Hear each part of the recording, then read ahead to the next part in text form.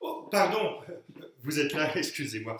Euh, En fait, il se trouve que la lecture de l'évangile qui est proposée en ce 22 décembre, ben, je ne sais pas pourquoi, j'ai pensé à cette vieille chanson de Serge Lama. Et du coup, j'ai eu envie de le réécouter. C'est que le récit de l'évangile de ce matin nous conte la rencontre entre deux femmes. Élisabeth. Alors Élisabeth, c'est une femme qui est déjà très avancée en âge, comme on dirait, sa date de limite de conception est déjà révolue. Marie. Alors, Marie, c'est une très jeune femme qui, elle, pour le moment, n'a pas encore connu d'homme. Mais il se trouve que Élisabeth et Marie se retrouvent toutes les deux enceintes. Comment cela est-ce possible?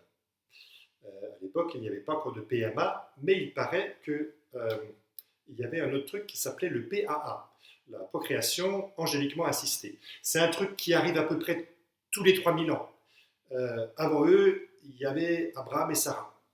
Depuis, ça ne s'était pas reproduit. Bon. Enfin, les voilà, toutes les deux enceintes.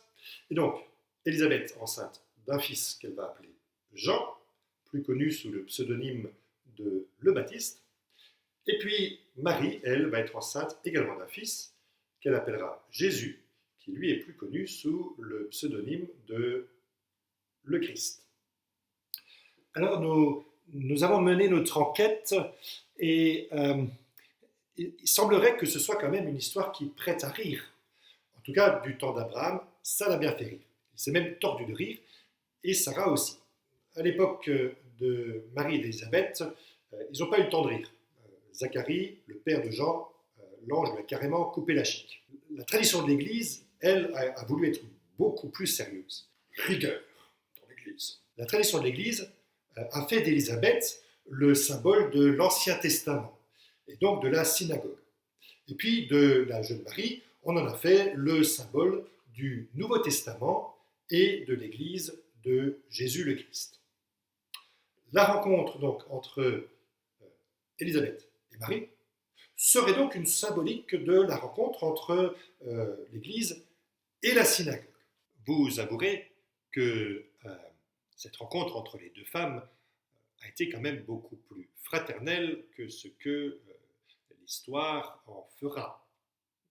L'inimitié entre le judaïsme et le christianisme, on ne peut pas vraiment dire que ça a fait la gloire de ces deux religions.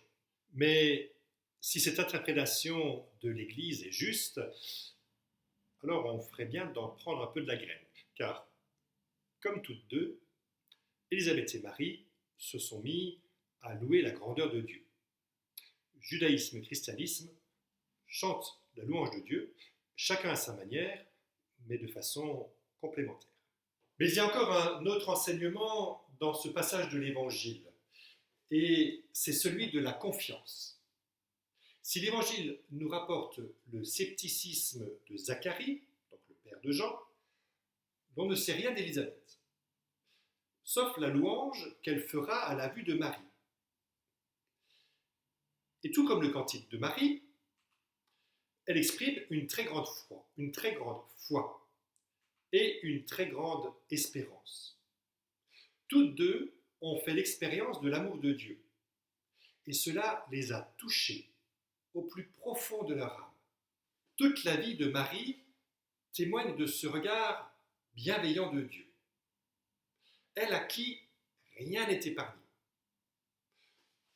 Pour l'accouchement, elle doit gagner Bethléem. Après la naissance, elle doit fuir en Égypte. Et son fils, pour être qualifié de sale gosse. À 12 ans, le voilà qu'il se dérobe à ses parents pour aller discuter avec des rabbins dans le temple de Jérusalem. Et quand ses parents, enfin, angoissés, le retrouvent, il les renvoie dans leur corps en disant « Mais enfin, vous ne savez pas que… » Et plus tard, à Cana, au festin des noces, lorsque Marie lui demande de l'aide, il la toise en disant « Que me veux-tu, femme ?» Et encore une autre fois, alors qu'il était en plein enseignement et que sa mère et ses frères viennent le chercher, il les ignore carrément, en qualifiant de mère et de frère ceux qui font la volonté du Père. Il semble qu'aucune humiliation ne lui soit épargnée. Elle assistera même à l'exécution de son fils. Et pourtant, elle dit, Dieu a regardé la bassesse de sa servante. Amoureusement, Dieu regarde sa vie entière, transformant la vie de sa servante par son regard.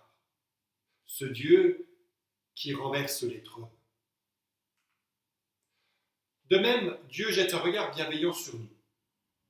Nous qui avons de la peine à reconnaître ce regard de Dieu dans notre propre vie. Lorsque nous sommes rivés à notre lit par la maladie, lorsque des liens affectueux sont soudain brisés, et même actuellement avec cette terrible épreuve que nous traversons, ce Covid qui rend les liens entre nous compliqués, nous y reconnaissons difficilement le plan de Dieu.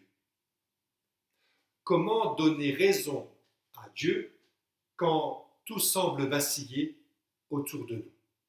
Donner raison à Dieu, même si tout ce que j'ai cru et espéré semble vain. Je veux garder confiance. Même dans le précipice, il reste auprès de moi. Il devient faible avec moi.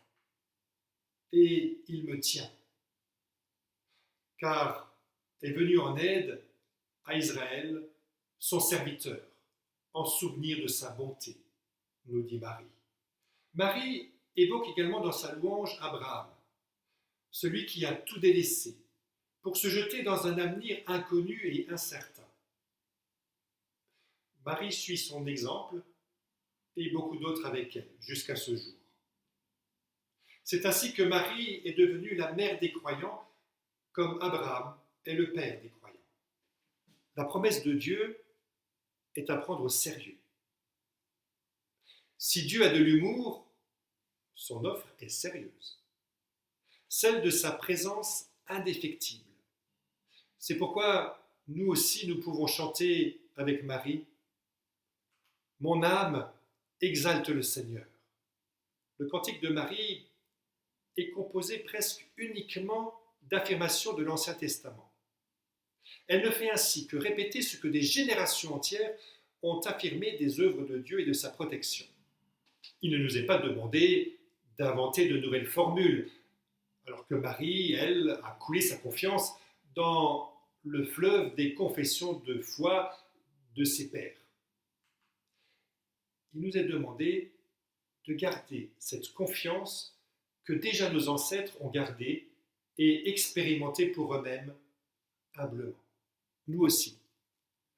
Nous puissions chanter, même dans les grisailles de notre vie, et pas seulement les jours de rire, mon âme exalte le Seigneur, et mon esprit est rempli d'allégresse à cause de Dieu, mon Sauveur. Une belle leçon que ces deux femmes nous livrent aujourd'hui.